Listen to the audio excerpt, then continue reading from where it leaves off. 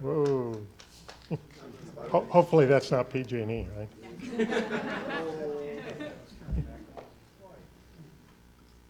Well, turn off Zoom.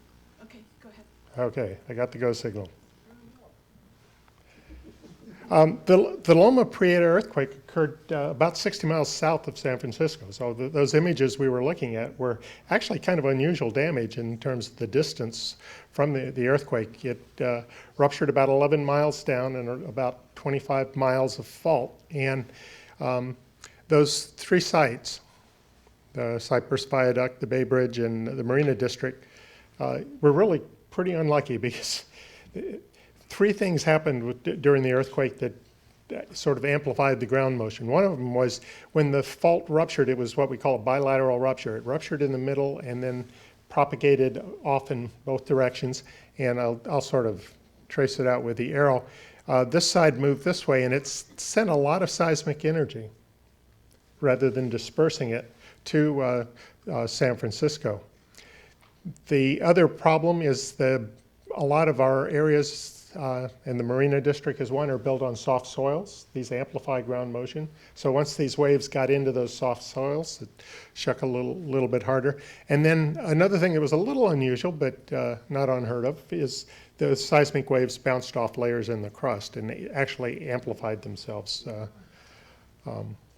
So we had these sort of a trifecta that worked against San Francisco. In the end, about 63 people were killed, 2/3 of them in the viaduct structure collapse. About 3,800 people were injured, and about 12,000 people were displaced. And increasingly, we're beginning to realize that one of the major problems with earthquakes is people being displaced from their homes.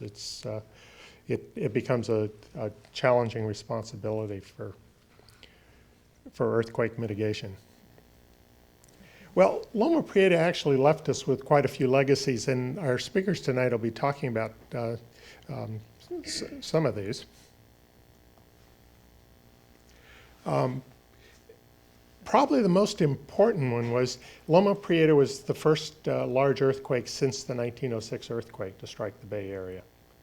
And so what it did was it sort of educated a whole, well, probably 2 or 3 generations to the reality of the earthquake threat. I mean, we sort of knew about it because of 1906, but as with many disasters, as time passes, they don't seem as serious. But Loma Prieta educated us. The second thing that happened, and Dave Schwartz will be talking about this in his talk, is that we began to develop, the scientists began to develop ways of estimating probabilities of earthquakes. And we had a substantial probability in the Bay Area. So that not only did we see an earthquake, but we had the scientists telling us this is actually a serious problem.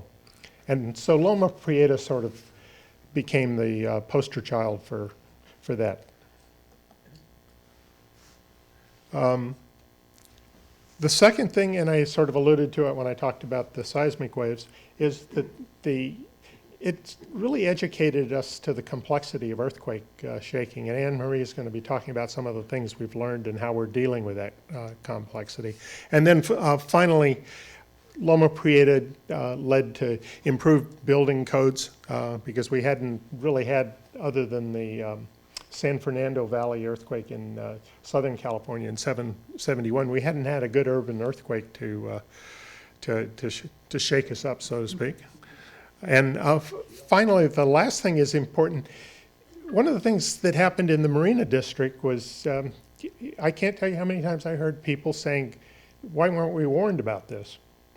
And so Willie Brown, who was in the state legislature at the time and represented the Marina District, introduced legislation called the Seismic Hazard Mapping Act. And one of the things that had happened in the preceding time was we had learned how to map these areas, liquefaction areas where the ground loses its strength and structures can just sink, in this case, a car. And seismic landslides, this is Highway 17, which was actually closed after the earthquake because of the landslide. We can map those And so it was legislated that the California Geological Survey do this for the urban areas in California. And so today, if you buy property with this one of these hazards, it'll actually be disclosed. And this sort of finished the sort of the land deformation problem, if you will, because surface faulting had been mapped starting in 1972. So all of the things that can really destroy a home other than shaking, which is actually the most serious threat, now are part of the disclosure when you buy a home. The last slide shows the tremendous mitigation effort that's gone on in the Bay Area in the 30 years. I had a colleague, Tom Broker, who, along with some colleagues, compiled these.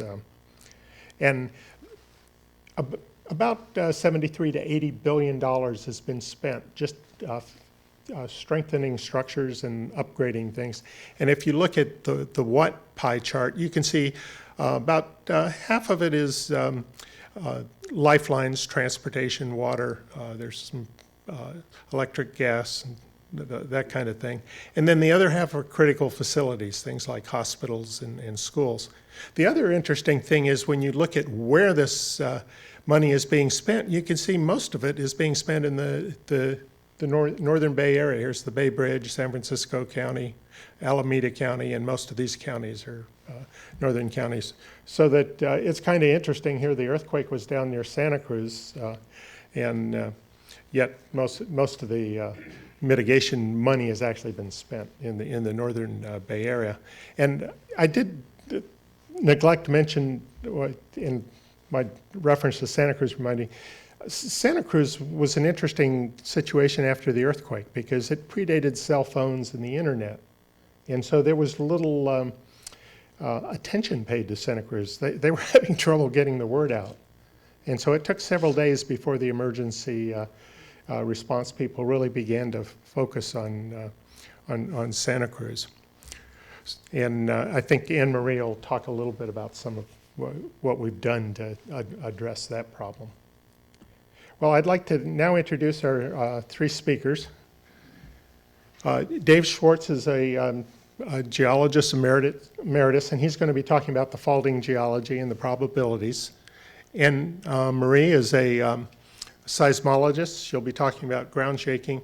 And Jessica Murray is a geodesist who's going to be talking about the advances in terms of measuring the crustal movements. And in a sense, all of you are geodesists now, because if you hold up your cell phone, you have a GPS in it.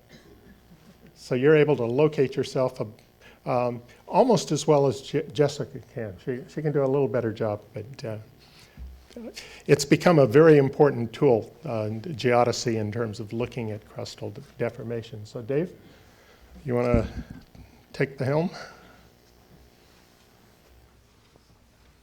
Let's see if I can get you started here.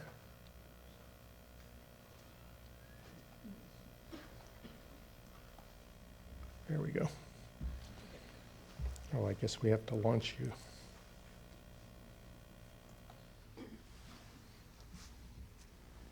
Yes. Actually, it's good over here.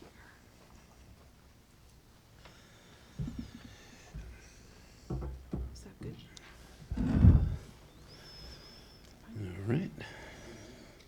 Well, thank you, Tom, and welcome everybody. I'm a geologist, and I was around for Loma Prieta. And what I'd like to do tonight is tell you a little bit about what happened geologically and what we've done geologically in the 30 years since Loma Prieta, what we've learned, and talk a little bit about earthquake probabilities. We live in the boundary between the Pacific Plate and the North American Plate, and those two plates are sliding past each other at about 40 millimeters a year. It doesn't sound like very much, but in time it builds up. And there's a real balance here. What goes in terms of plate boundary stress squeezing the region has to come out, and it comes out as co-seismic slip-on faults. Sometimes there's after slip on a fault after the big earthquake. Sometimes faults creep, and you'll hear about that from Jessica, and it means they kind of move slowly all the time. And sometimes the fault never reaches the surface. It's called the blind fault, but it might fold the crust above it. So you have all of these different things going on, and one of our goals is to solve the mystery of the plate boundary. And we want to know, are there earthquake cycles? Do things occur in clusters? Are there periods when it's quiet? And how regular or variable is this behavior? Is it mostly random, or is there something more systematic there? So, we really haven't learned everything in the last 30 years, and there were geologists way back who appreciated faults, and the map on the left is from the Lawson Report, which was published after the 1906 earthquake. And at that time, the San Andreas Fault was known, part of the San Gregorio Fault had been mapped, the Hayward Fault was known, part of the Central Calaveras was on the map, and part of the Green Valley Fault had been mapped. And on the right is just a pre-1989 fault map showing the major structures, and we've learned a lot and we've added more faults, but they did know things back in 1906. So when the earthquake occurred, I'm a big A's fan, so I had left the survey early and went home to watch the game in Walnut Creek, where we were living at the time, and I poured a big glass of Zinfandel and put my feet up on the kitchen table, and then you saw what happened with the TV screen, and I said, damn, and the game was called off. But what I really was curious about was what fault had produced this earthquake. I was sitting there and I just felt the house move. It was the P wave coming in, hitting the house. I knew the earthquake was large, that it occurred somewhere to the south, but I didn't really know where. And it was very hard to communicate with Menlo Park because the bridges were closed for inspection. I couldn't make it down the next day, heavy traffic. So it was like 2.5 days before I made it down here. And I was crazy because I just wanted to go out in the field and look for the rupture on the San Andreas Fault. So in the interim, geologists here who had actually mapped the fault in the 1970s went out, and they went to their favorite areas where they expected to see rupture and fault features. In 1906 at Woodside, this fence had been offset. At this location called Bovet Ranch, you can see what the rupture looked like on the ground. And then up on Page Mill Road, this was the rupture from 1906. And the reports that came back from the field were, well, we got out there, but where's the rupture? And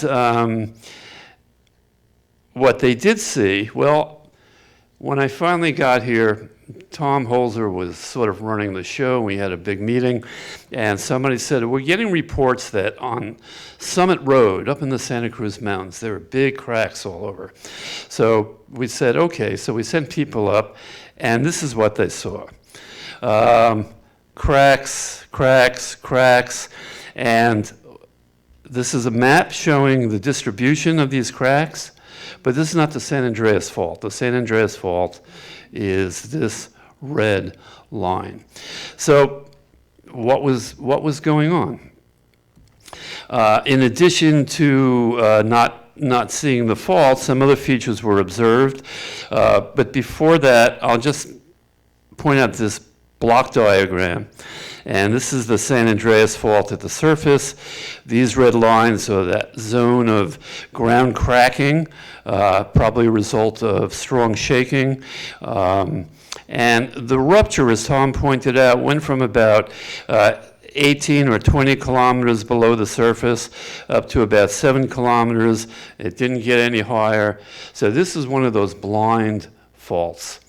And Bob McLaughlin and his group, mapping group, spent a lot of time mapping here. This is one of their cross sections. Here's the San Andreas Fault. And you can see the whole series of thrust faults extending out to the east side of the San Andreas. And along one of those, the Monte Vista Shannon, they observed a series of compressional features, little thrust faults, little folds. And what this represented was triggered slip. This was not connected to any sort of fault at depth, but shaking that had come through was able to trigger movement, near-surface movement on these faults. And right now, triggered slip is turning out to be a very important component in hazard analysis. So this was a really, really interesting earthquake. It was completely different from anything that anyone really expected to happen in the Santa Cruz Mountains. All right. This is, I'm going to talk a little bit about the paleoseismology that we've done since, and paleoseismology is the study of past earthquakes. We tried to develop information on recurrence of ruptures. We try and pull out information on how much the fault moved when it slipped in the past. We try to get rates of slip on the faults, and we do this largely by excavating trenches, mapping the walls, and from this we can estimate past magnitude and rupture length of earthquakes. We can use this to estimate earthquake probabilities, which I'll talk about. We're really thinking seriously about temporal variations in earthquake occurrence over time, over 200 years, over 600 years in a region. How does the rate of earthquake activity vary? And this information provides us with sources for the strong ground motion that Annemarie will talk about. So, this is a little timeline, 1906, the faults that had been mapped, which are big ones for the plate boundary. It wasn't until the late 1960s that the first trenches were actually excavated, and they were excavated just to define where the fault was. That was all people were thinking about at the time. There may have been a few trenches between 70 and 80, but the real work started as we approached Loma Prieta. And I'll just say, when I was hired by the USGS in 1985, they said to me, David, we want you to work on the San Andreas Fault. I said, that's great, in Southern California. And Southern California was the place that had had significant earthquakes, and that's where all of this paleoseismic and earthquake geology work was being done by the group here in Menlo Park. We did start a little bit of work on the Rogers Creek Fault, then Loma Prieta occurred, and you can see the number of locations that have been developed, and there are more than that I didn't put on the slide, but Loma Prieta was a catalyst for changing the direction of where we were doing a lot of this work, and focused it here in Northern California. So what have we gotten out of this? Well, I'd just like to show you an example, two examples of what we do. This is a trench that had been excavated right here. This is called the Thule Pond in Fremont. There were two traces of the Hayward Fault in red. This is Bart. Bart now has been extended to Warm Springs across the fault. And this is some detail of the trench, and you can see these different layers represent deposits deposited in the pond over time and displaced by the faulting. And these red lines are traces of the fault, and they come up to a certain horizon, which had been an old ground surface. They're buried, then the fault breaks higher, and it breaks higher, and it breaks higher. And in doing this, we can actually identify and date with radiocarbon the timing of these past earthquakes. And at this location, we found evidence of 12 earthquakes on the Hayward Fault in about the last 1,800 or so years, sort of an average repeat time of about 150, 160, plus or minus about 80 years. And the last major earthquake was in 1868, so 151 years ago. But this is the type of work we do, and I'll show you one more site where we got a long record of ruptures. This is the San Andreas at a place called Vedanta, north of San Francisco. This is a map or log of the wall of the trench. These are traces of the fault coming up to different levels and then being buried, and the fault breaking higher. And this right here is the San Andreas Fault. No dinosaurs jumping out, no houses falling in, this very, very narrow zone that typifies many major active faults. So, with this type of approach, we've looked at the major faults in the Bay Area, and the green dots are sites that we've investigated. And I think we have a pretty complete record of what's happened going back to about 1600 AD. And these are three different models that we developed from our observations. And in each one, you can see that somewhere between the late 1600s and the late 1700s, all of the faults in the Bay Area had surface ruptures on them and produced, obviously, some type of large earthquake, and we tried to estimate the magnitudes. Some people refer to this as I would just call it an earthquake cluster, but a seismic storm, I've heard mentioned, or an earthquake storm. And then in the 1800s, things were relatively quiet. 1868, the 1838 earthquake is problematic, so you might even take it away. And then we had 1906 in quiescence. So at least for 400 years, you can see there's some variability. And of course, we'd like to go much further back with this level of detail. Just for additional comparison, this is a timeline. Historical earthquakes are shown as blue dots, and these are all earthquakes estimated to have magnitude of 5.5 and larger. 1906 occurred right here, and you can see in the 56 years before 1906, there were 39 earthquakes of 5.5 and larger. In the 113 years following 1906, there have only been 16. So 1906 had a very important effect.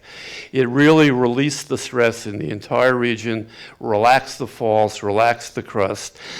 And we can put this together with this, and again, we're seeing variability in the rate of earthquake occurrence. So the question is then, what happens in the past?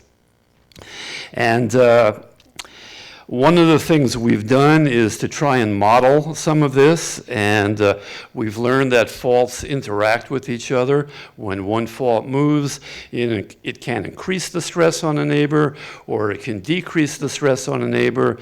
And using the timing of earthquakes in that cluster, Fred Politz and I put together this little model, and we started it in 1690 with a certain level of stress.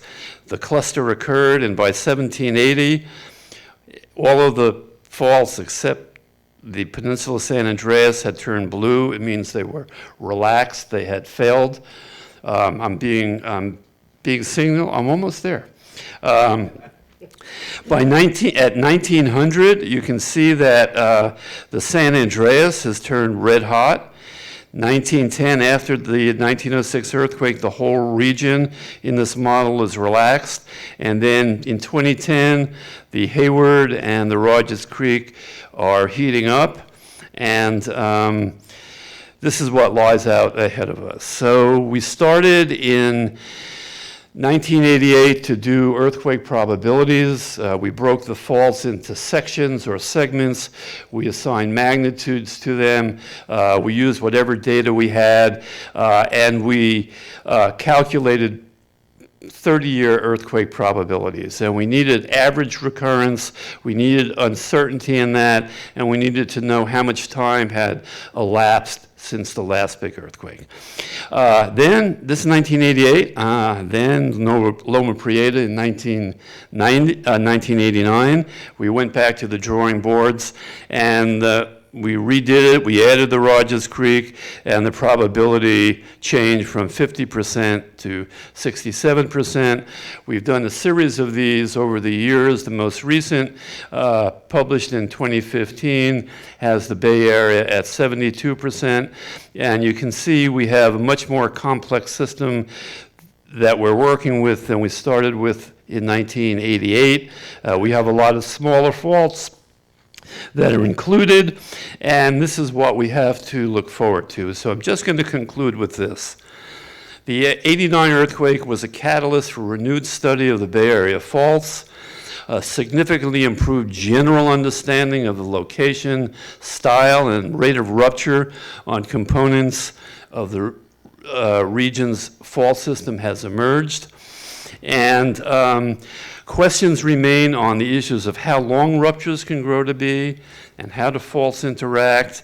Longer paleoseismic histories can help shed light on this, as well as important questions of earthquake clustering and variations in the occurrence of large earthquakes over intervals of hundreds of years and longer. And what I think we need is a four-dimensional model of the Bay Area fault system, which includes all of the physics and time. So I will leave it right there and turn it over to Annemarie. Thank you.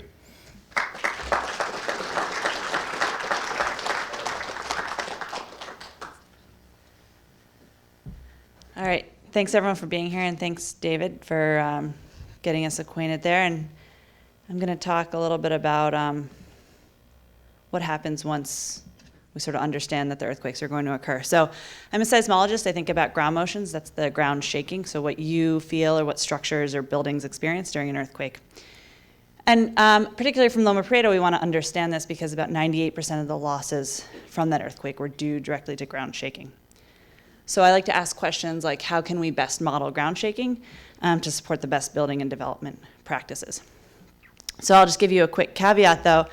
In 1989, I was 6 years old growing up in New York State. So not only did I not feel this earthquake, I didn't have any recollection. I wasn't watching the World Series. I didn't care for baseball. I still don't. But I'm going to tell you sort of like my looking back on where I think our field has come since then and what we can look forward to.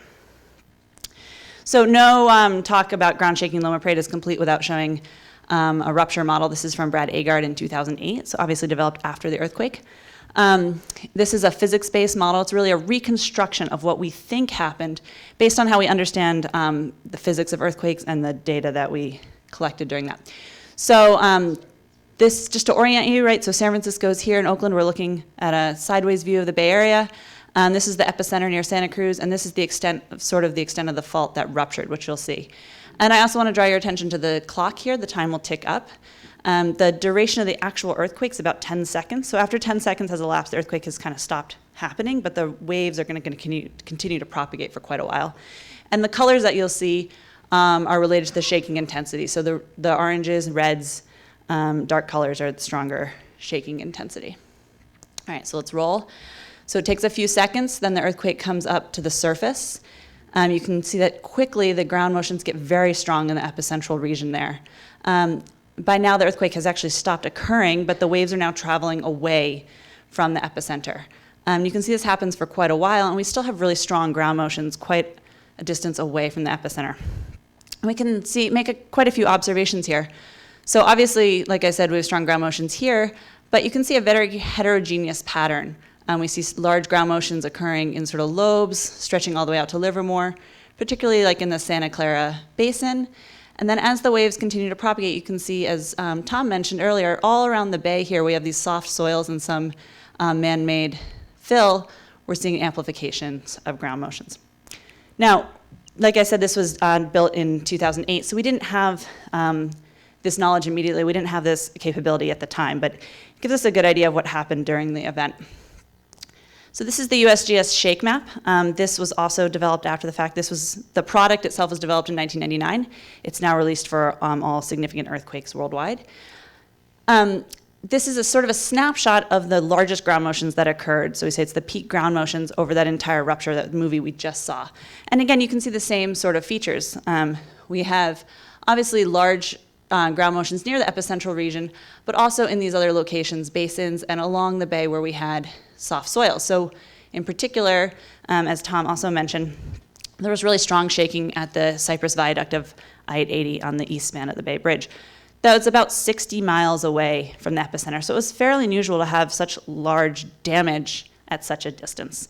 And that's due to the soft soils that were there that really amplified the shaking. So this is a plot of 3 seismograms that shows the actual ground motion recorded at those sites. This is a bedrock site that's near to the viaduct, and you can see fairly small motions. Whereas this soft mud site and this sand and gravel site that were very close to the structure, so much larger ground motions. So it's these amplified ground motions here that cause this structure to experience so much ground motion and to collapse. We also see large ground motions in this basin structure. And again, that's due to the soft soils that are trapped in that basin. You can also get increased shaking duration. So if you take a bowl of Jell-O and you shake it, and then you stop, you don't touch it, the Jell-O continues to shake for a little while. And that's very different than if you shook a rock and stopped touching the rock. It doesn't do anything. So following the Loma Prieta earthquake, we collected a lot of these observations and really solidified our understanding of the heterogeneity, the spatial variability of ground motions, and the effect that these soft soils or artificial fills can have on local ground motions. This is a USGS Pager product. So this was developed in 2008, so it's fairly new. And I like to think of it as the shake map, so the shaking that occurred times the population and the vulnerability of that population, so the people in the structures. It gives an estimated or modeled impact of fatalities and economic loss, and gives the number of people exposed to levels of shaking. So this is one way that we can sort of get a quick estimate of the impact of the earthquake. So Tom mentioned that following 1989, we didn't really have a lot of information about what had happened in Santa Cruz. And we didn't have immediate cell phone connections or internet. So this would be one way to get an idea for responders. It can aid in humanitarian or scientific response of the impact of the earthquake. So again, we didn't have these products or this information so rapidly in 1989, but now it's available in a few minutes. So after the South Napa earthquake, Shake Map came out in 6 minutes, and the Pager product would have come out right after that. So looking forward in the future, we'll continue to develop these products and put in, better models and understanding of ground shaking or soil condition to get a more accurate estimate of all of these numbers. I'll skip over this. So I wanted to talk a little bit on how we're developing and improving ground shaking models. So we talked about this. This is a snapshot from that movie I showed. We sort of know this is what happens. This is sort of a reconstruction of what happened during the earthquake. And it captures, like I mentioned, the spatial heterogeneity and variation in the ground motion. But this is just one single earthquake, and we can sort of treat this as our observations. But what we want to be able to do, and I'll show in a moment, is take sort of the information that David presented, so where are we likely to see an earthquake, and then estimate what would the ground motions be for a future earthquake that has not yet occurred. So when we do that, we're talking about predictive ground motion models. So we're not predicting occurrence, but once we understand that occurrence could happen, what would the typical ground motion be? So that's modeling the average behavior of seismic waves with the distance away from a fault. So it's based on all of our collections of observations of earthquake ground shaking from all magnitudes and all distances of earthquakes. So on the right here, these dots are our data, our observations, but we're simply fitting that to a magnitude and a distance. So distance here is on the x-axis, and this would be the predicted shaking intensity from, say, a magnitude 6.9 earthquake. So we simply have this one curve. We translate that into map space. It just looks like these sort of concentric rings. So near the epicenter, very strong ground shaking, and as we move away, weaker and weaker ground shaking. But that certainly doesn't, in a predictive sense, reflect what we actually observe, which is this spatial variation and heterogeneity. So the first sort of modern functional GMPEs were in the 1970s. It really hasn't changed that much since there. We have more data. We can refine these models a little better, but we're still dealing with basically a single curve for magnitude and distance. We do include more complex site information that came out of earthquakes like Loma Prieta, where we can put that complex soil structure in there or more complex source information. But what we'd like to be doing and what we're sort of working on now is doing location-specific or individualized models that can account for the spatial heterogeneity. So the shaking at your location that we predict might be different than your coworkers, which is a mile or two down the road.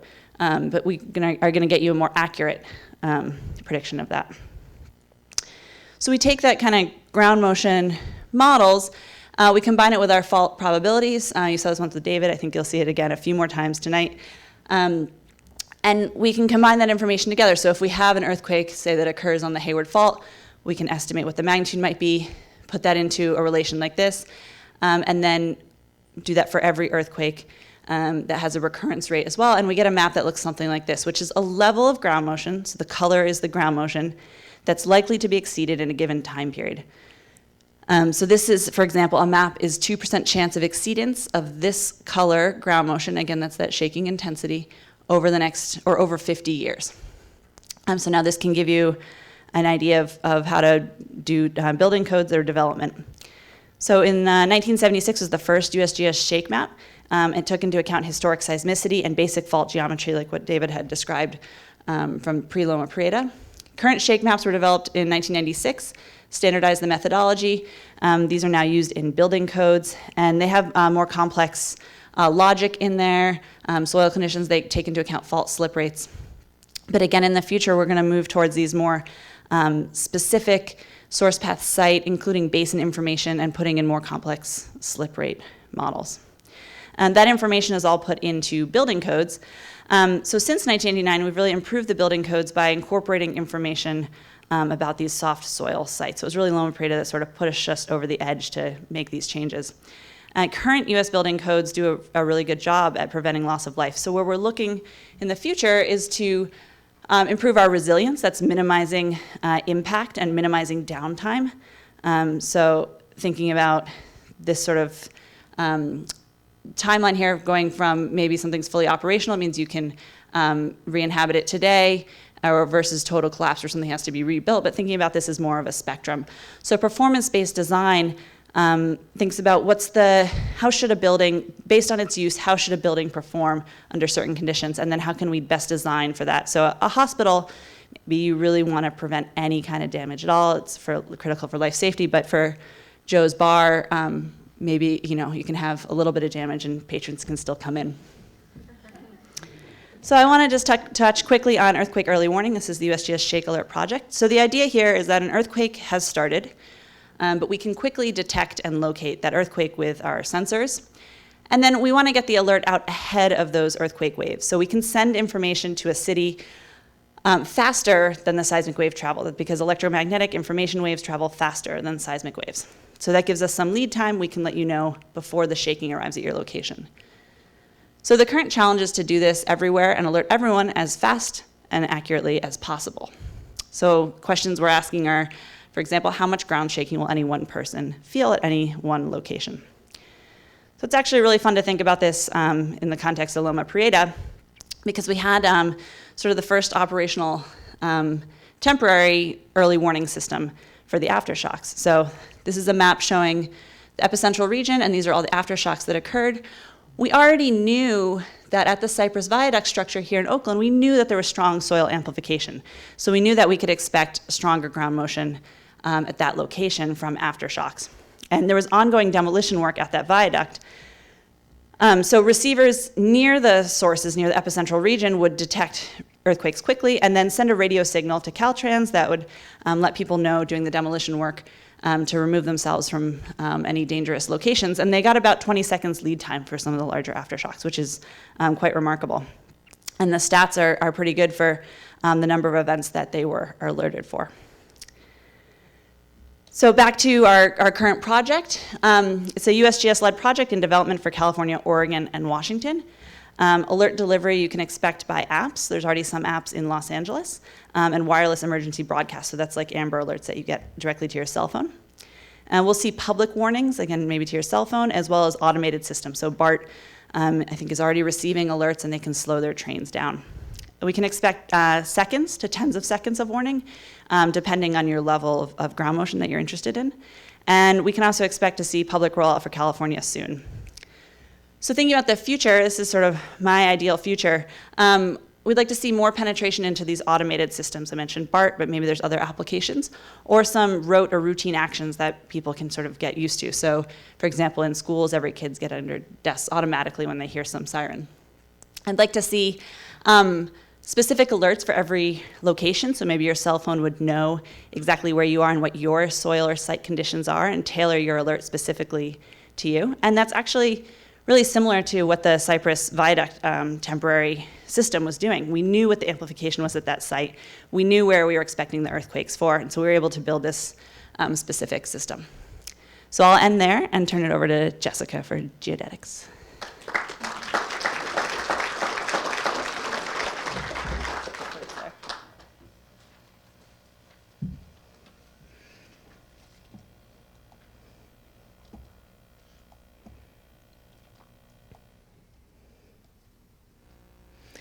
Okay, so my name is Jessica Murray, and I'm going to be talking about how we're using geodetic data in our earthquake hazard assessments and earthquake response.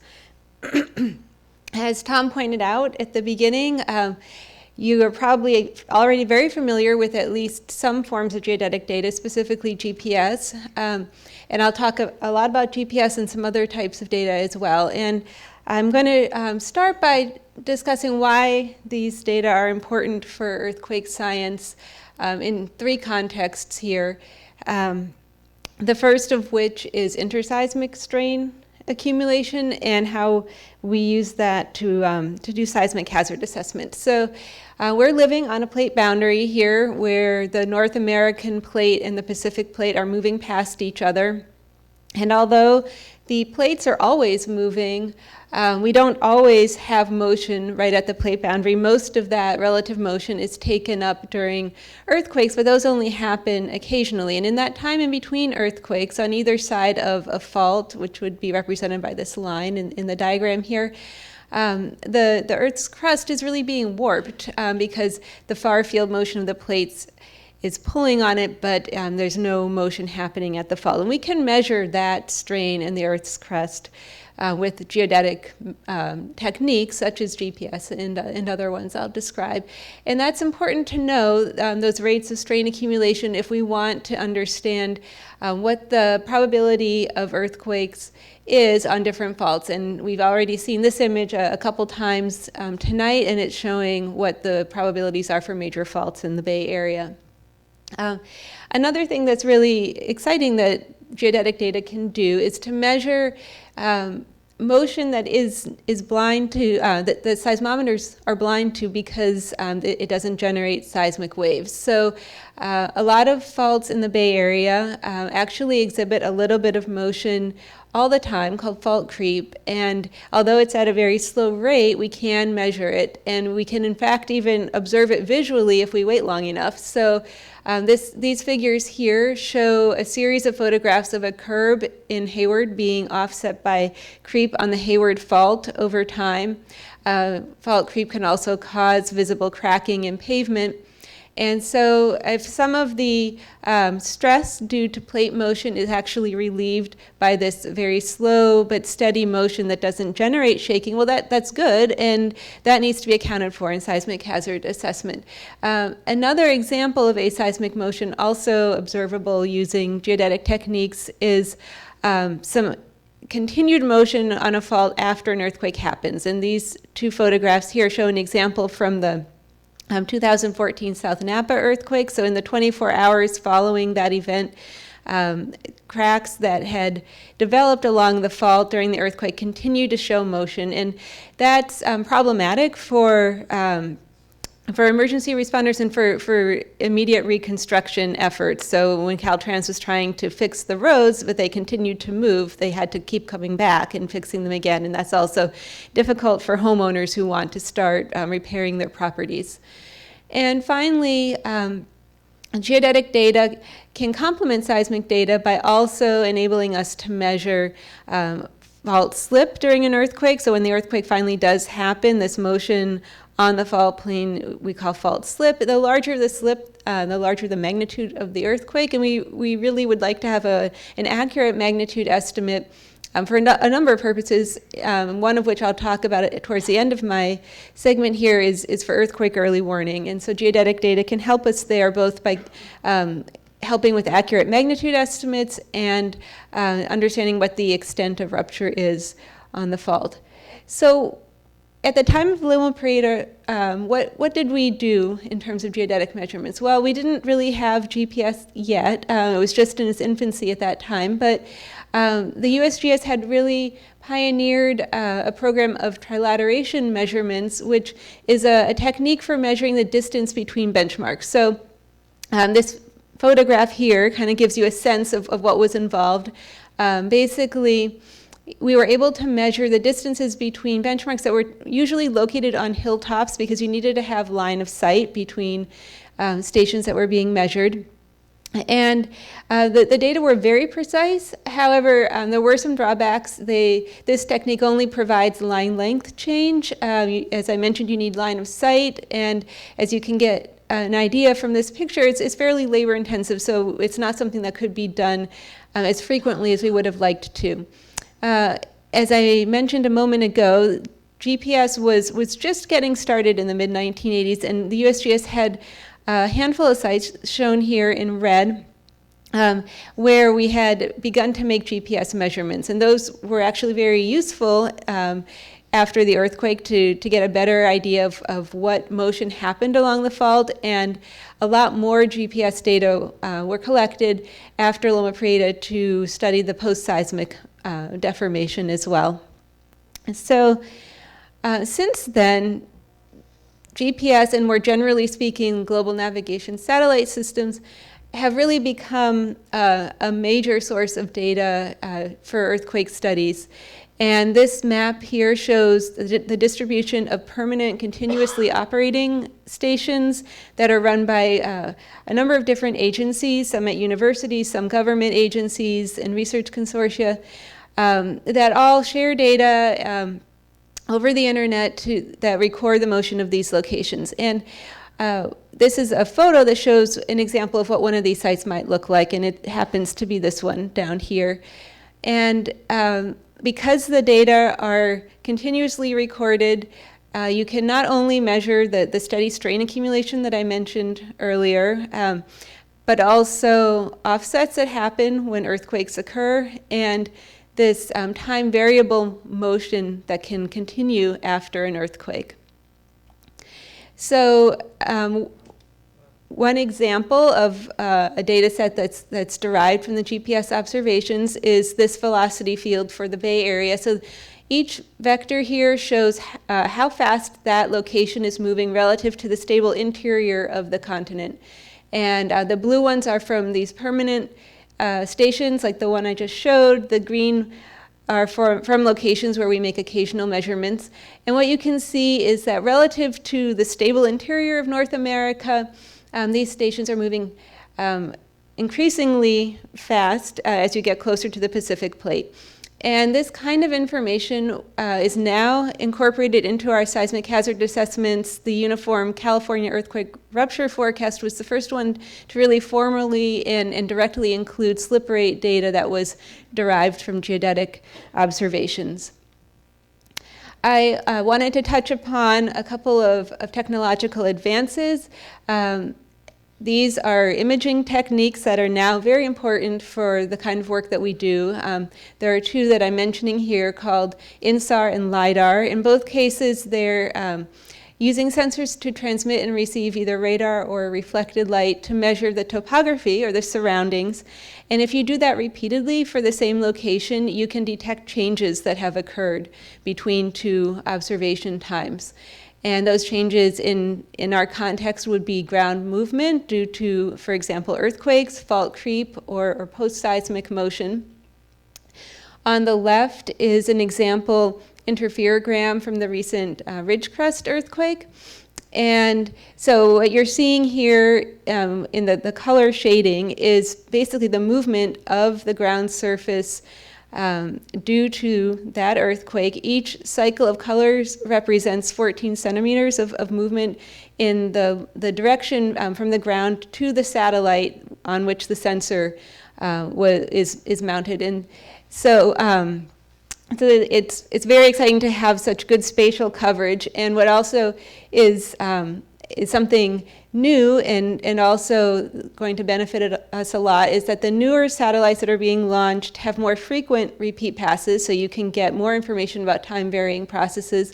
And there's a joint US-India satellite mission that's planned for launch in 2022. That'll be the first US participation in a satellite mission for INSAR for these purposes. And then on the right, here's an image that's showing an example of LiDAR data. And LiDAR can be either airborne or ground-based. In this case, it's from a ground-based sensor.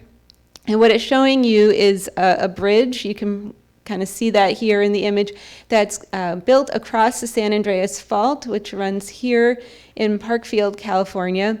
And you can see that on the side of the fault closer to us, the bridge is sort of a green color, and then on the opposite side you can see that it's blue, and that color change is showing that there's actually movement along the fault. This was movement after an earthquake happened in 2004, some continued fault slip in the days and weeks following that event.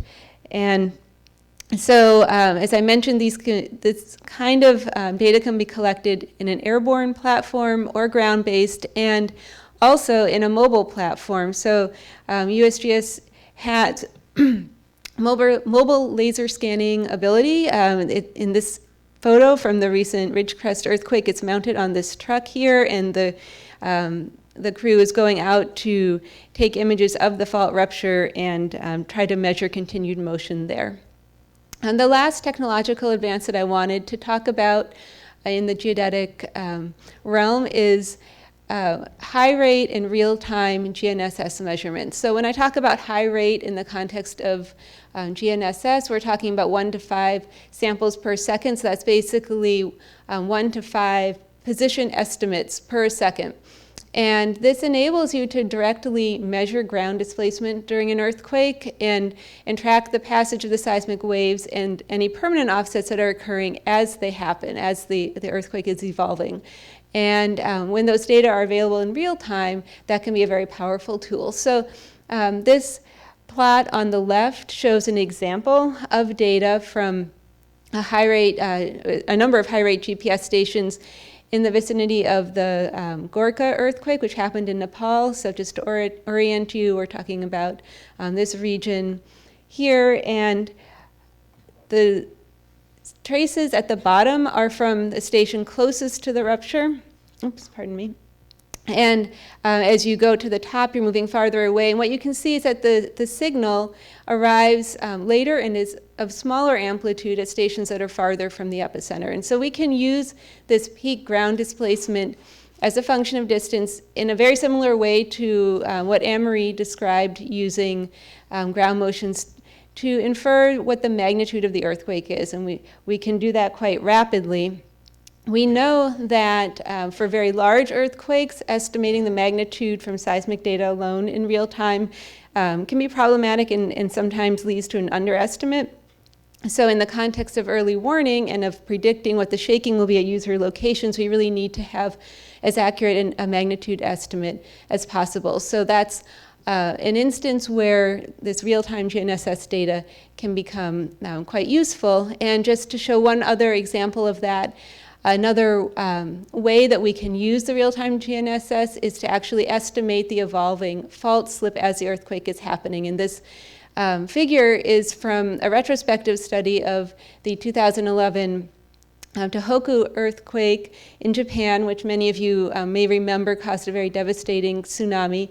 And so each of these vectors is showing a GPS station and how it moved during that earthquake. And the colored shading in the background is the estimated slip from these data at a certain time snapshot, in this case 180 seconds after the earthquake started.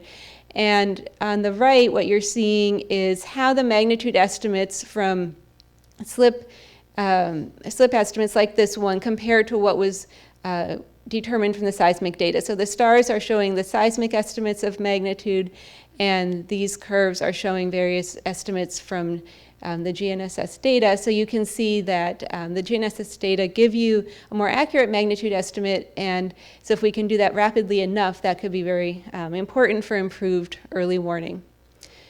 So, and I guess the last thing I wanted to mention about that is that this is something that we are currently testing for possible inclusion in the Shake Alert early warning system.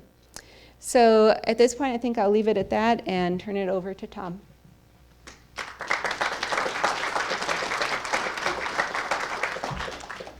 Okay, we're going to go back to cruising altitude for a couple minutes, and then we'll open the floor to questions. I need to get out of here.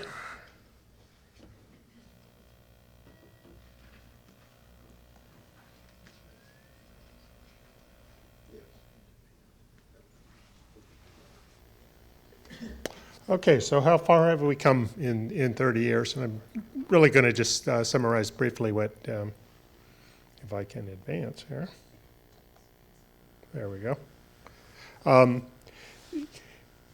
Really, the scientific advances in the 30 years since Loma Prieta, and many of them triggered by Loma Prieta, as you heard, have been pretty impressive. We've learned a lot more about how faults behave and interact, and it, I think, has improved our ability to make these estimates of probability. But at the same time, it's turning out there's a lot of complexity to it, so that we'll probably never come up with a precise probability. We're going to be able to give you only the uncertainty or the range of values. We've learned how to do a better job of predicting ground shaking. As you've seen, it's actually a pretty complex subject when you get down to the details. So when you're trying to forecast what an earthquake would do, you need better tools, and we're getting there in part because of what Loma Prieta triggered in terms of the studies. The technological advances in geodesy are very impressive in terms of helping us locate ourselves better in both time and space. So we're able to make measurements that we couldn't even dream of during the time of Loma Prieta. And as our speakers pointed out, these end up in USGS products. Loma Prieta served a very critical role, as I mentioned at the beginning, in terms of alerting us to the earthquake hazard in the Bay Area. It made it very real.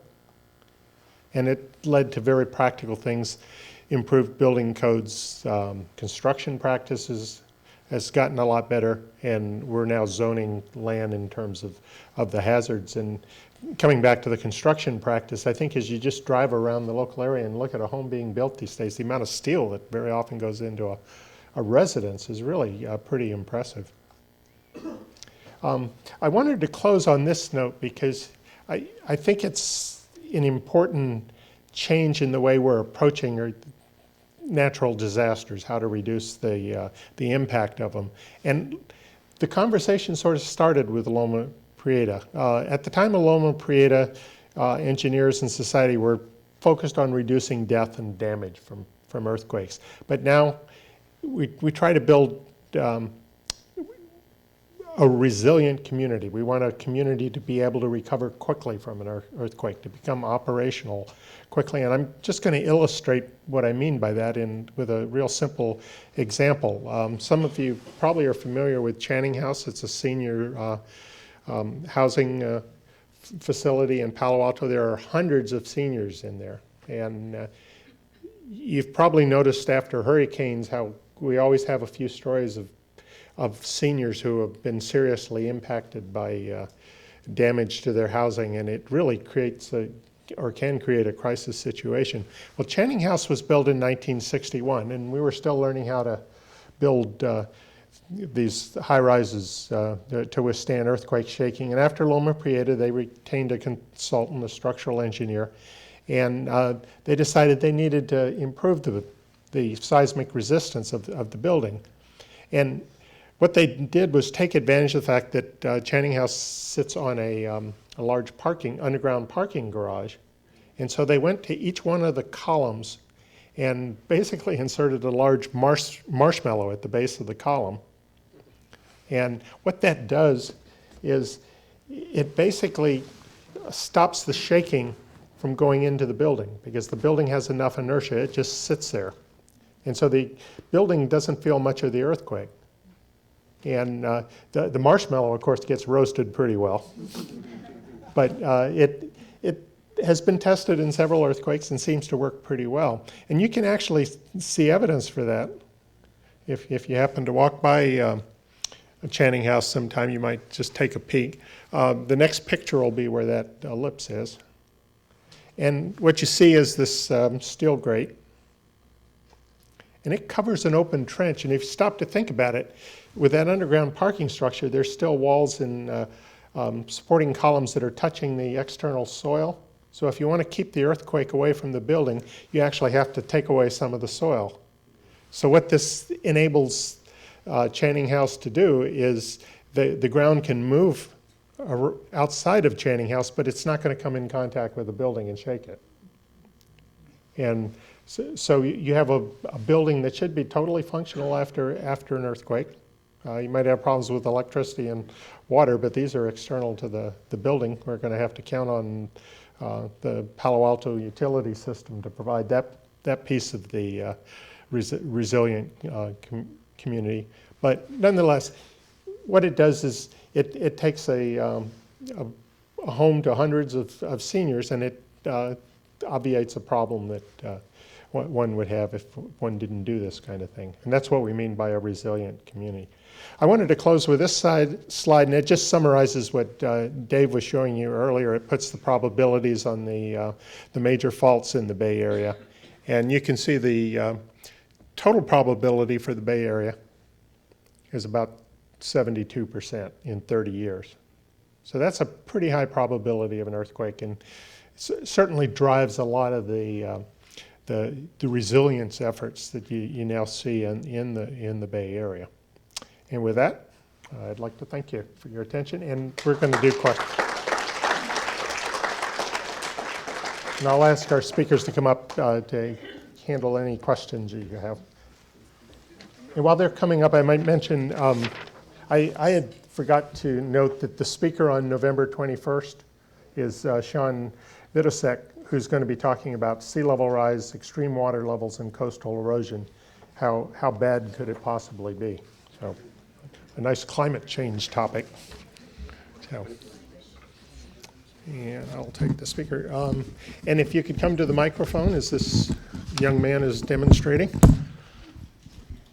Hi, my name is Mike Green. I have a question for you. I talked to Barbara, I'm from San Jose, and I live near the Camden Community Center. I'm talking to Barbara. I'm thinking how renting a geologist for a bus trip to Napa to explore the Napa fault. Is it possible?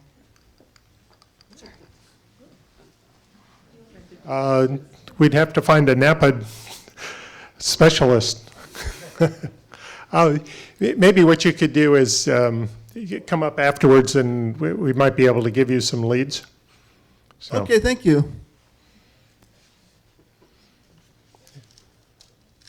Anyone have any other questions? Like when's the next earthquake? Yes. Yeah, I'll carry the mic. Okay. Do I have to stand up? No. Okay. Hi, thanks. It was really, really great. I have a concern, though. With the immediate growth of Google and Apple, et cetera, in San Jose, Sunnyvale, et cetera, how did they manage to get permits for so many buildings, and yet the transportation, the corridors are not going to be enlarged? So if there's an emergency, how do you evacuate so many people? Also the concern like where the Apple spaceship is in Cupertino. So there's a huge population, and it's corporate and also residential. So the impact, I believe it's going to be completed in about 5 years. like the Google complex. So if somebody could address that. Yeah, I don't know that we're really the right folks to answer that. But I'll just make the observation that after Loma Prieta, anybody who worked in the city and lived down here had a problem. Because it is difficult to keep the utilities, particularly the electricity, going, so that means your transportation systems are usually impacted. Well, now it's So. different because people work here and live up there. Well, no, it'll be a problem, certainly in the short period after the earthquake. I will say, though, after Loma Prieta prompted the largest investment in retrofitting bridges of any earthquake in California's history.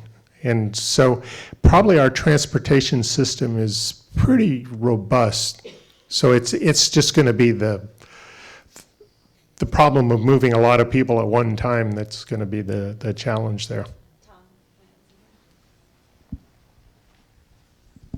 And I think also since Loma Prieta, our building practices and design codes have become more stringent, especially for these really large projects. We do those large projects, the tall buildings in San Francisco, you're talking about the Apple Center, have to undergo even stricter design and guidelines so they should be built to the best codes and withstand earthquake ground shaking. And that's a lot of what we're also talking about, that homes and hospitals and stuff will be resilient. So they might be a little bit damaged, but they're still totally functional. So that's really where our outlook for the Bay Area.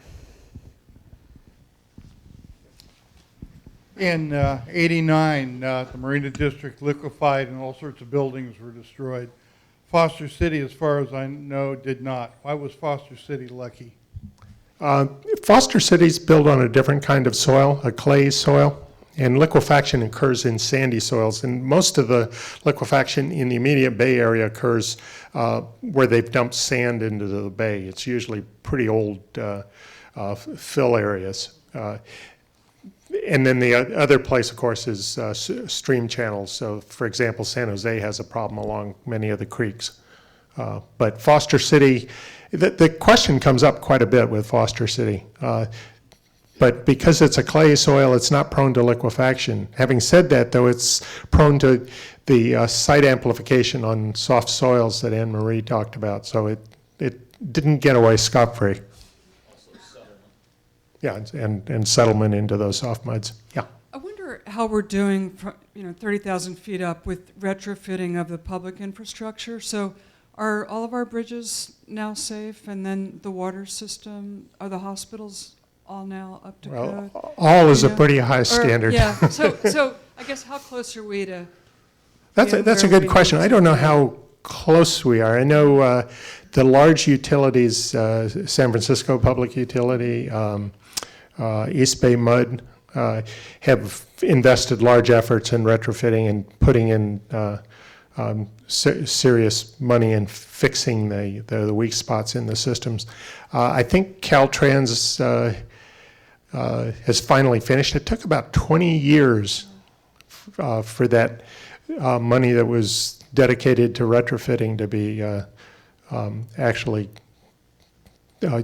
used up for the retrofitting. But I think with the public infrastructure we're doing fairly well. But having said that, you still have vulnerable areas. For example, a lot of the fills in the East Bay, you have pipes in liquefaction areas that are probably going to have some surprises. Yeah. Thank you. I enjoyed your presentation very much. And having grown up in California, experienced most of the earthquakes, my question is, with this early warning system, when it becomes operational for the public, you have 10, 20 seconds to react, and people will be in all kinds of different situations, be it at home, day, night, at work, travel, vacation, whatever. And it seems to me there's going to have to be a huge education about what to do in these 10 to 20 seconds, besides just go, oh my gosh, what do I do? You know, like I was treating patients in my office, and it's like, what do I do? There's a patient here, and you couldn't go under the table because it's a piece of machinery, and go into the doorway, or what do you do? And then the shaking stops. Okay, so my question is, there seems to be that it would have to be a big ramp up of public education in terms of specifically what they need to do in that short amount of time.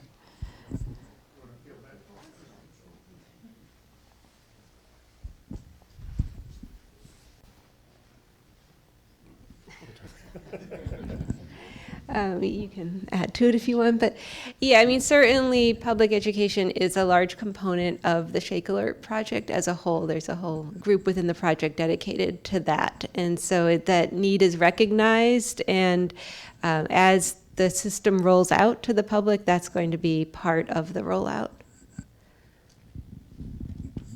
And I think what we would encourage right now is the same as if we didn't have earthquake early warning. It's to be prepared no matter where you are. So for most of us, maybe not if you're in a hospital setting or something, but for most of us, we actually are only in a few places on any one day. Your house, your office, I don't know, maybe your gym or your car. So think about what would you do in those situations. So think right now, where would you go? So in this room, under the chair, under the table. So stop, drop, stop, cover, hold on.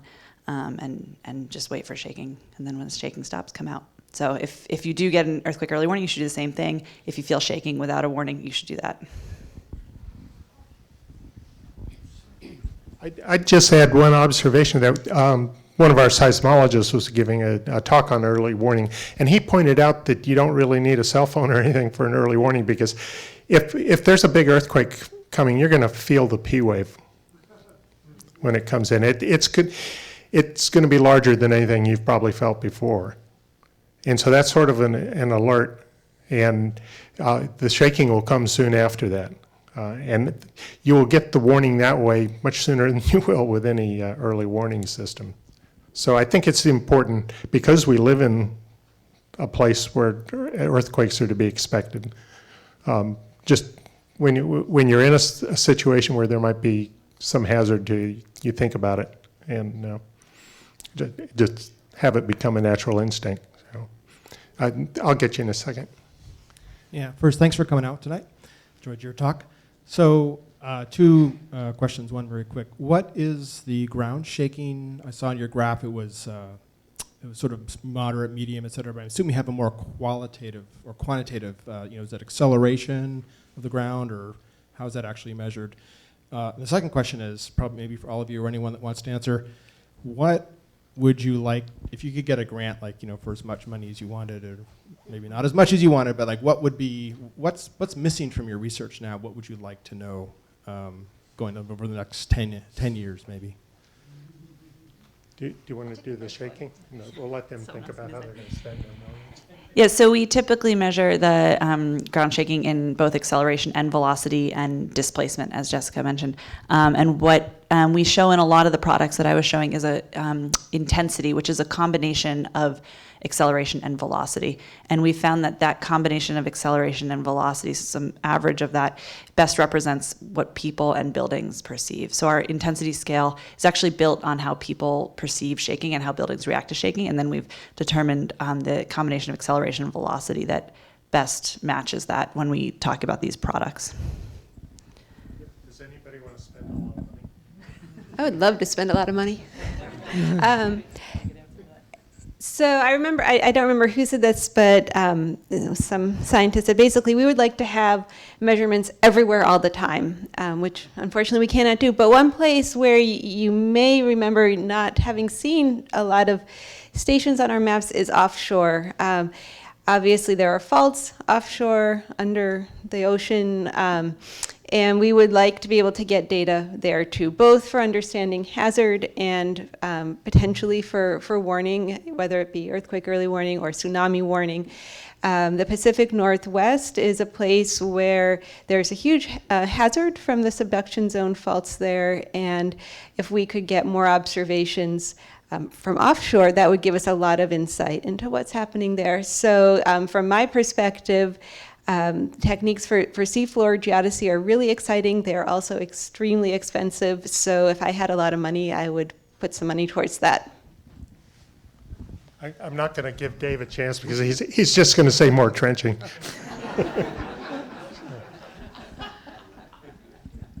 I have a question that was asked by children that I was working with, and I've had it myself. When I look at all these roughly parallel fault lines, I see an imaginary horizontal line that represents the Hetch Hetchy water supply. Since it crosses almost all those faults, does that mean that it has almost a 76% chance of being damaged? And what happens? How does it get out of the bay? How does it get under the freeways so that it can survive this treacherous area? Yeah, that was one of the major efforts that the San Francisco Public Utilities Commission addressed when they were assessing their vulnerability, the fault crossings. And so you can design pipes that allow movement across the fault, coming in obliquely and that kind of thing. So they gave it a lot of thought and invested a fair amount of money in addressing that problem. So I don't think the major water lines like Hetch Hetchy are as much the problem as it is the distribution system, because hit one of the mains in that, and then that wipes out multiple neighborhoods. So. I was very impressed by the Chanting House protection against earthquake faults. However, I live in the mid-century Eichler, and nobody has addressed whether my lack of shear strength because of all the large windows is going to give me a lot of problems in an earthquake. Is there anything you can suggest I should be doing to protect myself? Do we have an Eichler expert? I haven't thought about Eichlers. Generally, the lighter the structure, which Eichlers generally are, the better, because you don't have a lot of mass throwing around. So that's working in your behavior. Eichlers have a lot of wood paneling, which is a good thing. But they also have a lot of windows, which is not a good thing. Just get away from the windows. Yeah. Yeah, stand next to the wall. Okay, thank you. All right, thanks, you guys. So I actually grew up here and went through all the earthquake drills, growing up as a kid. And I was actually living in Europe when the earthquake hit, and I was actually a little disappointed. I bet you there were more people who were disappointed that they didn't miss it. But anyway, so my question for David is, on the one, you had that one diagram where you had the multiple thrust faults, I think, piled up to the right of the Loma Prieta fault. And I was kind of curious, and you said they all started shaking. Was that like immediately when the fault hit, or was it more delayed? As far as we know, the triggered slip occurred at the time of the main earthquake, it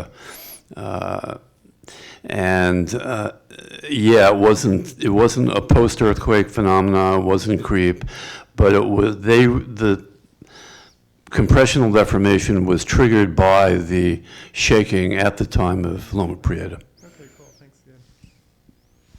We're going to go to the front row here, and then I'll get back to you. Thank you all for doing the presentation that you did. I'm a novice at all of this and came as a guest with him. So if I say anything wrong, you can blame him. I'm going to make a joke, then I'm going to make an unsubstantiated observation, and then I have a real question. My joke is my early warning, I thought, was a newly acquired dog about 2 years ago that I thought the dog was actually going to tell me when an earthquake happened. Obviously, she didn't when it came to the Colma earthquake that just happened about a week ago. So I'm not going to put her out to pasture, but I'm definitely not going to look at her when there's an expected earthquake. The unsubstantiated observation was I've had the pleasure of growing up here in San Francisco, being here over half a century, and used to when we were growing up, part of our thoughts were when earthquakes happen is because there was a big, huge heat wave that came through, right? That was kind of the thought back then. Heat wave, okay, brace yourself in the next day or so, there's gonna be an earthquake. So that's the unsubstantiated observation. The question is, and maybe this has a little bit to do with the guy in the White House, that talks about global warming and things of that nature affecting does it for earthquakes?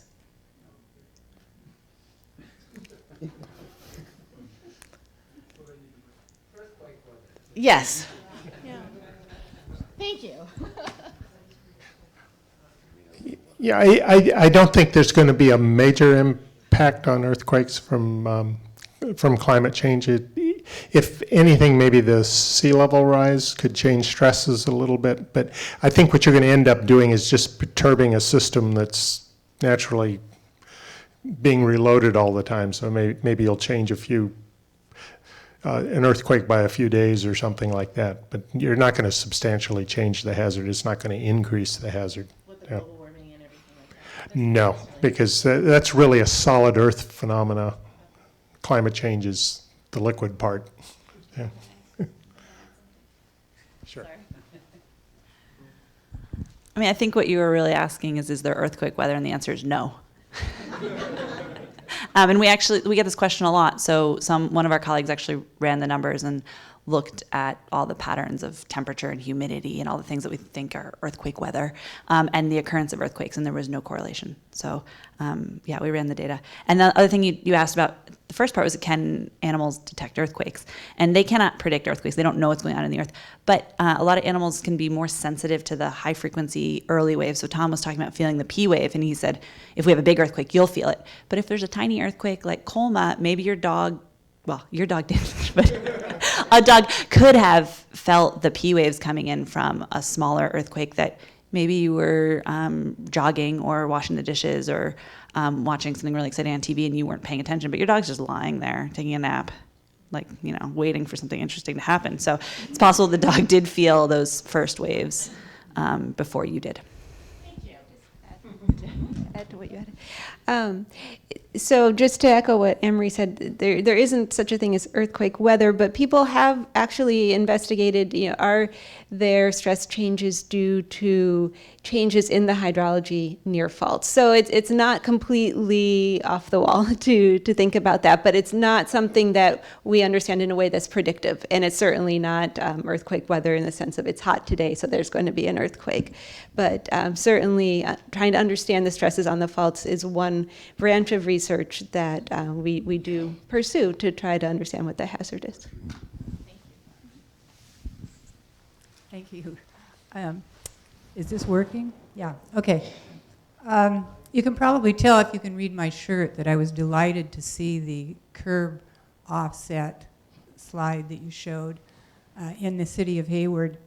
I understand that some of our very, very, very efficient city employees have actually fixed some of the items that were being studied in Hayward. And with that humor in mind, I'd like to know, when you decide you're going to pick a site and then study it over years, how do you make contact with the local community in terms of letting them know that you're doing that and that you will be coming back, and so on and so on?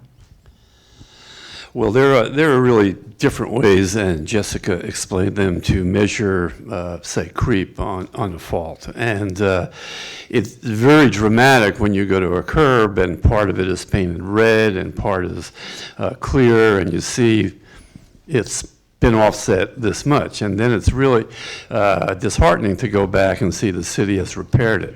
And in the end, though, the fault always wins, so you're going to have your offset. I think if you walk through downtown Hayward, that's really sort of a nice urban setting for a strike slip fault, and you can see the fault in the asphalt, you can see where it's deformed buildings, you can see where it's pulled buildings apart, you can see where the sidewalks used to be offset, and I mean, the city just has a program of trying to repair things. We did talk to city officials in Hayward after they reset that famous curb, and they said, well, we're sorry, we should have asked about it, but this was our plan. And I mean, I think it just sort of goes with the territory. But the critical places, the instruments to measure creep don't have to be, we don't really need that curb offset. We have much more precise measurements in other places. That being said, it is, if you remember back to my talk, especially looking back over decades, the places where we made measurements were typically at survey benchmarks, either ones that were installed for land surveying unrelated to science or ones that we specifically installed. And it's important to have the longevity of measurements over decades. And we do have a problem with benchmarks being vandalized. So that's always unfortunate when we lose those data points. When there's a permanently installed station, typically we have a permit with the landowner, and it has maybe fencing around it. Depending on the location, there are different precautions taken to protect that site. And so we feel more confident in general about those. But yeah, it's an ongoing problem that benchmarks get destroyed either by vandalism or by construction. Any number of reasons. So, but that's, we just do the best that we can with what we have. Thank you very much. I've got two questions. My name is Don Christian. I'll ask them independently. The first is you did a really good job of explaining these new technologies and the density of much better data that we have now. So my question is, has that had any perceptible effect on insurance? And specifically on either insurance rates, insurance coverage, insurance accuracy, and I realize this is not this is not a technical question. So anything that you've heard would be appreciated.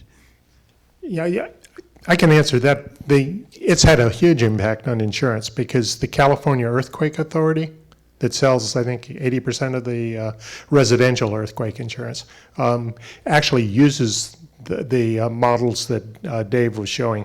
Well, in fact, the probabilities you see here.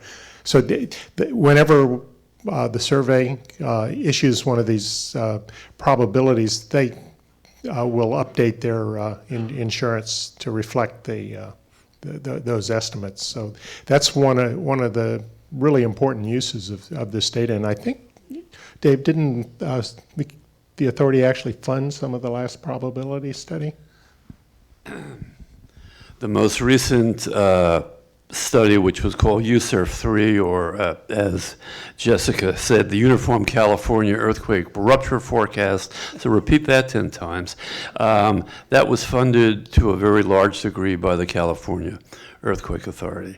And so, yeah, they use the probabilities and they use all of the data that go into calculating the probabilities in, reevaluating insurance rates for, specific different areas. And I just add, there's several companies that do earthquake loss estimation, and so the commercial sector is taken care of by those companies. So really, and of course they're going to be adopting the science because they get a marketing advantage if they can say the latest. So this stuff actually gets used pretty quickly in the insurance industry, probably faster than it does in the code business, which takes a while to evolve. Right. So one follow-up question to that. Same question. What have you seen as impact on urban development, land use, land values, real estate?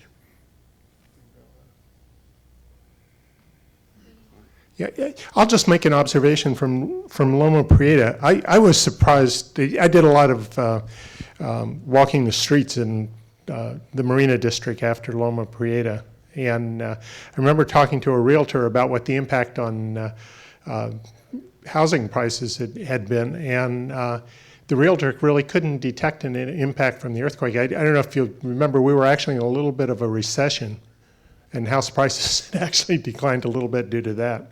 And the realtor thought that was the primary impact. So my guess is it's like buying a house in the floodplain. It's such a small consideration in the purchase that it just doesn't impact housing values. Now, the added cost of making a home stronger, following codes and newer construction practice, that does add a few percents to the construction cost. So that's obviously going to be reflected in the price of the home. So that way it'll have an effect. But the hazard itself doesn't seem to have much impact, at least in my experience. I live in the Sunset District of San Francisco, and it's on sand dunes.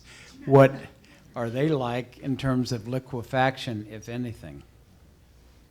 I think the state zones them as, you have to do a special study in that area, but the dunes didn't show a lot of liquefaction in the 1906 earthquake, so I think they're an old enough geologic deposit that liquefaction is probably not a big problem, not like it is with the fills around the margins.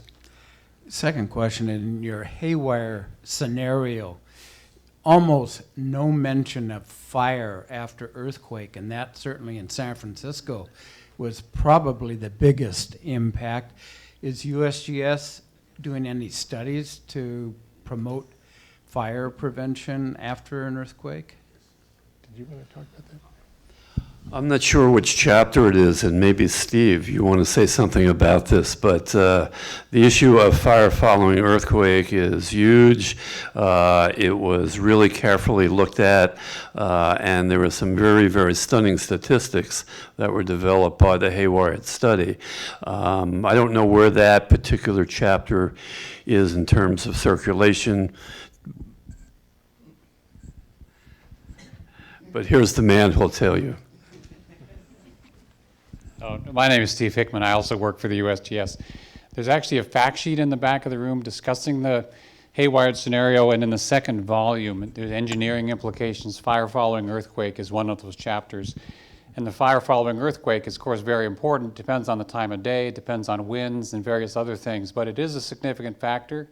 And of course, the 1906 earthquake, there was a lot of fire damage from the fire after the earthquake was more damaging than the earthquake itself. So it is an important consideration. And fire departments around the Bay Area have taken this into account in planning, having local water supplies, trying to make their own sort of piping more resilient, and things like opening up firehouse doors as soon as you get an alert from earthquake early warning. These are the kind of things that are being done, but fire following earthquake is a big issue, and it is discussed in the Haywire scenario. So.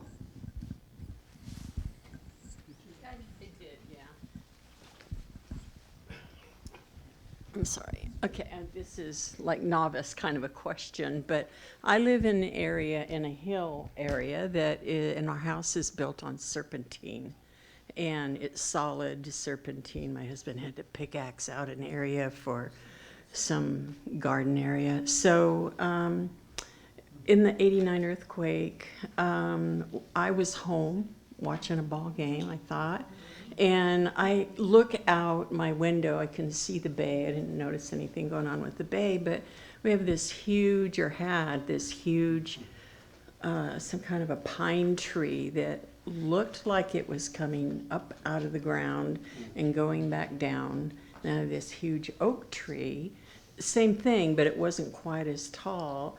And I actually saw that before I actually felt anything, but you were talking about P wave, and my daughter in her bedroom had a bunch of trophies, one on this wall, one on this wall.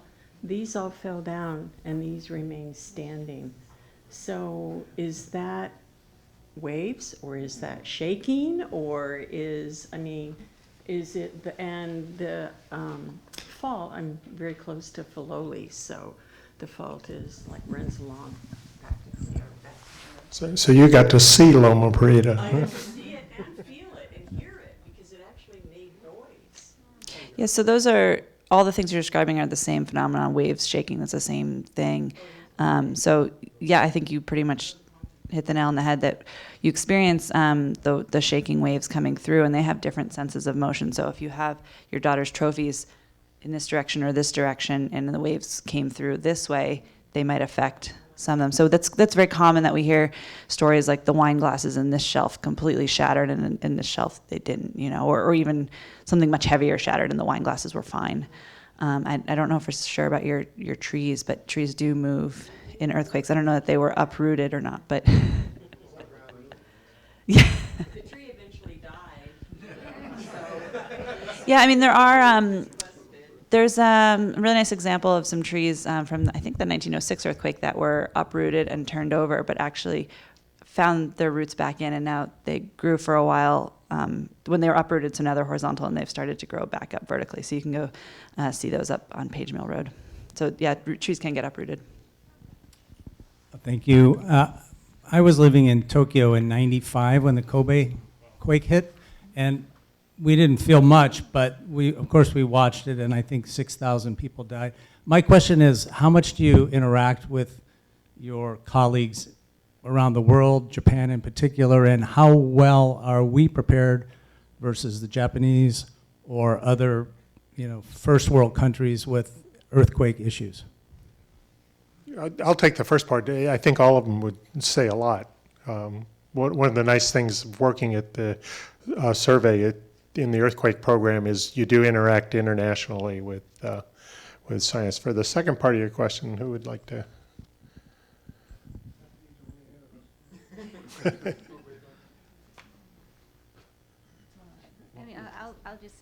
I'll just make a comment from the geodetic perspective. After the Kobe earthquake, they have installed a very extensive continuous GPS network, and that was far earlier than we did here. And so that's been something that we certainly have looked to in designing networks here. And so they really put priority on getting the best data collection that they could, and they continue to do that with new kinds of networks now. So, so they definitely are at the vanguard. I would say that we are not doing so badly here either. Not to put ourselves down, but yeah, they're definitely a country that prioritizes that kind of thing. And the building codes are similar, or where do we stand? Now, I think we communicate with and interact with foreign colleagues at all levels, and I know in my career I did a tremendous amount of work with the Italian equivalent of the U.S. Geological Survey, with the Japanese equivalent of the U.S. Geological Survey, with the Mongolian equivalent of the U.S. Geological Survey, and this sharing of information and actually working together in different places is one of the best things that we can be doing. So communication internationally and domestically is absolutely critical to improving our science and our work for you. Your building code question is kind of interesting because there is a lot of communication between the countries, but very often the engineers in each country will have their own design bias. So for example, Chile, which is a very progressive earthquake country, they tend to build stiffer and more resistant buildings. And I think that was true of Japan until, like during the Kobe earthquake, remember the Hanshin Expressway fell over? It was too stiff. So, but we learn from each other. There's a lot of exchange after earthquakes to look at what survived and what didn't. And but it is interesting that still the codes do have sometimes not so subtle differences in terms of their design philosophy. Yeah. Well, first we have to switch to metric to actually use the code. Yeah.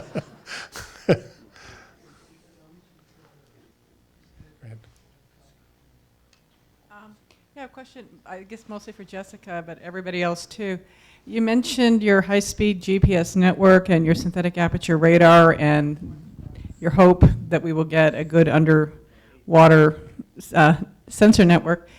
Are there any other sensors that you see on the ground or in orbit, like the synthetic aperture radar, that you'd like to see or that you know might be coming beyond that synthetic aperture radar with the US and India in 2022?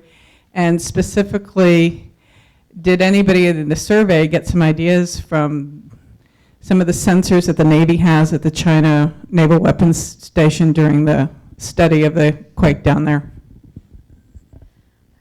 Okay, so in terms of satellite-based sensors, I think, so the U.S. has been trying for a long time to launch a SAR satellite for scientific purposes, and so I think my first hope is that just gets launched and we can start really benefiting from those data.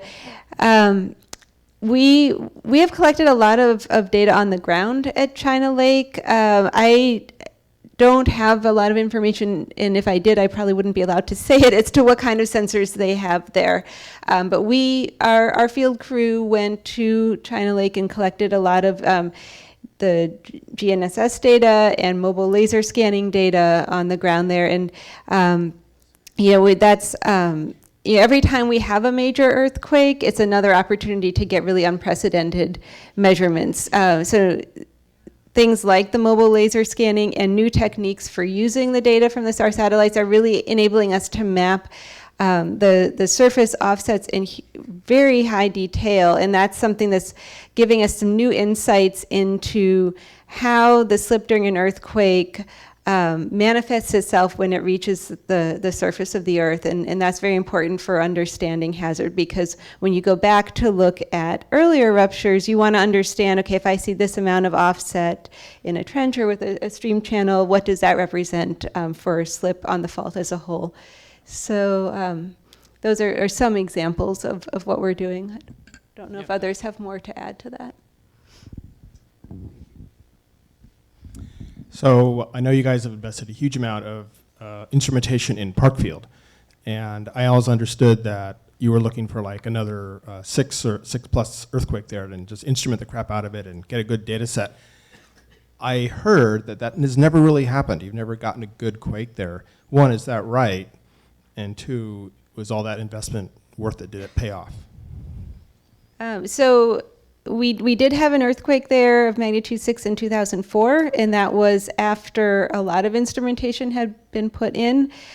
So we did get a lot of good data from that earthquake, and we were able to answer some of the questions that we had posed leading up to that.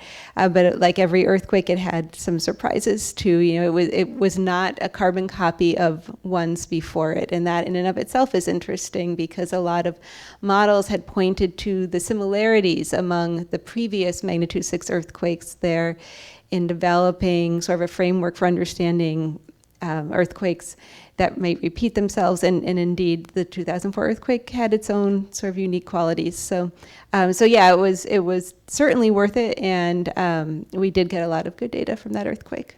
And is the effort continuing?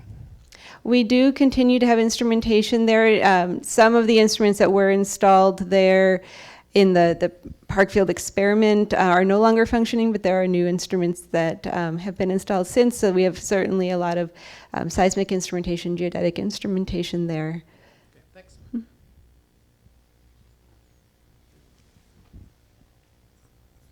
thanks. Thanks for a wonderful evening. There's a map on the screen behind you. How many seismometers are there on that map, and how many GPS units?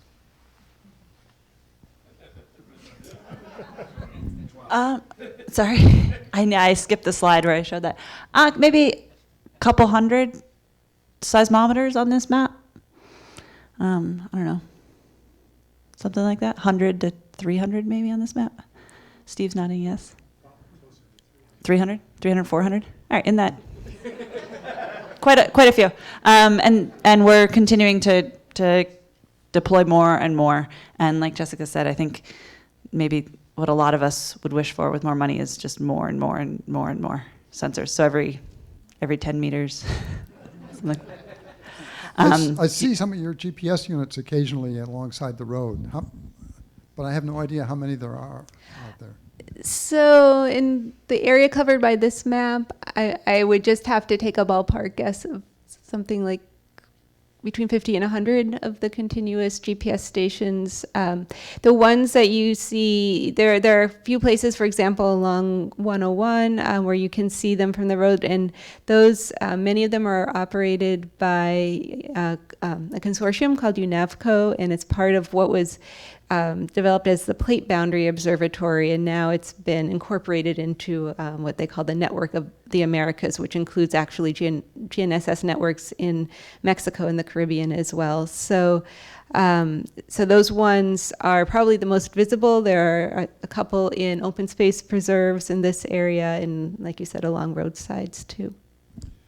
Do you put pairs of GPS stations in on, sort of next to you on opposite sides of the fault? There are a few examples of that. It's not the most typical way that we deploy them. We have other ways of measuring fault creep that happens near the surface that are more cost effective, but so we rather try to distribute the continuous GPS stations more broadly over the area. But one thing that we're trying to do more of is to co-locate the GNSS with seismic instrumentation, because using the two data types together can be really powerful. Thanks. I'm getting a sign from Amelia that she has to go rescue her babysitter, so we'll just do one more question. Okay, this is two really quick little questions. One on behalf of my wife. What was the what were the marshmallows made out of in in the parking lots of the Channing House? It's a polymer that's specially made for these. They're called base isolators, and that you don't want them to shred, so they have to be pretty strong, and they have to be very plastic, so they'll move as well. So. They can be any size. They can be huge. It depends on the structure. Yeah, no, they're feet across. Yeah.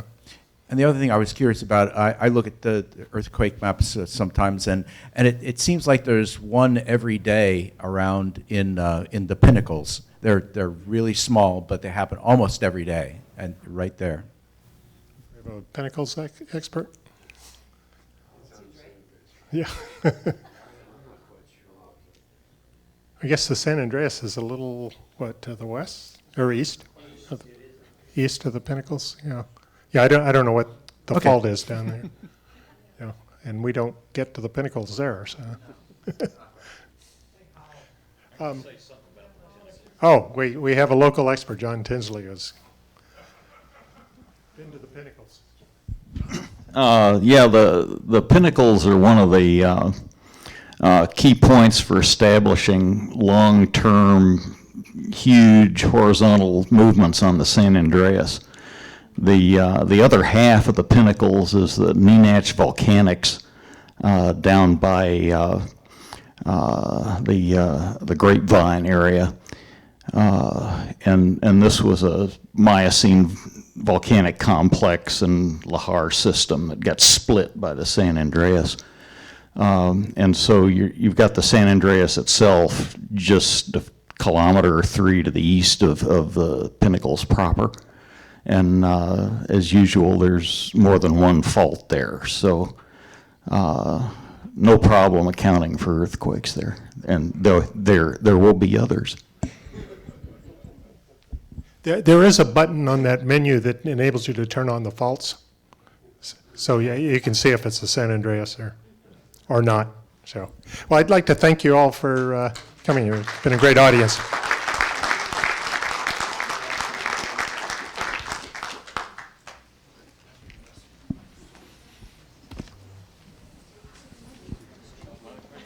Yeah.